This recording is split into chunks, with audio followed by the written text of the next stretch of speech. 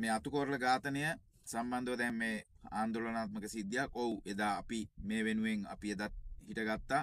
මෙහෙම මිනිස්සු මරන්න බෑ. හරිද? මේ සත්තු වගේ මිනිස්සු මරලා තිරසන් විදියට පාරේ අදගෙන ගියපු එක අනුමත කරේ නෑ. එදා අනුමත කරෙත් නෑ. අද අනුමත කරන්නෙත් නෑ. ඒකට නීතිය ක්‍රියාත්මක වෙලා තියෙනවා. හරිද? ඒ සම්බන්ධව අපි එක අනිවාර්යෙන් අපි හිට ගන්නවා මේ කරපු දේ වැරදි. හරිද? මෙහෙම මිනිස්සු මරන්න බෑ. හැබැයි ඒ නීතිය ක්‍රියාත්මක වුණාට මෙන්න මේ මම පෙන්නන වීඩියෝ එක දිහා බලපන්. මේ අමානුෂික විදියට ඝාතනය කරන්න හදපු එකක්. හරිද?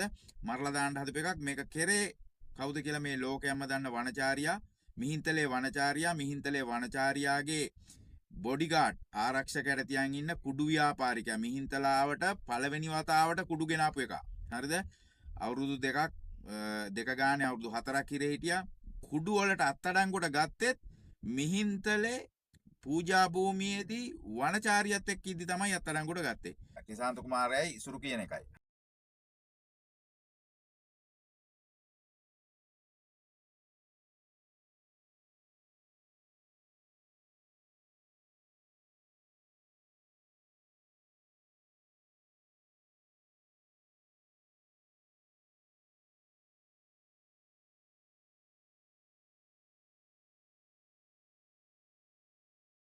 ඔය මට දීපු අද මාව මරන්න හදපු එක ඔය තියෙන්නේ. හරිද? මේ විශ්වයේ තියෙන බලය අනුව මම මැරුන්නේ.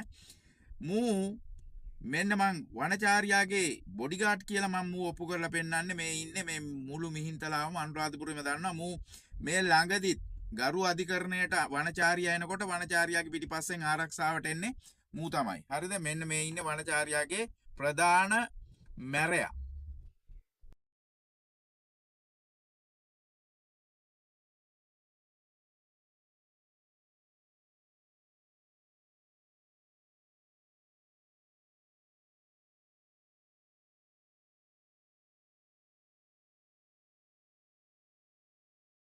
දැක්කනේ. ඉතින් මූ අදටත් මේ වනචාරියාව ආරක්ෂා කරගෙන වනචාරියා යන හැම තැනකම මේක තමයි අරන් යන්නේ.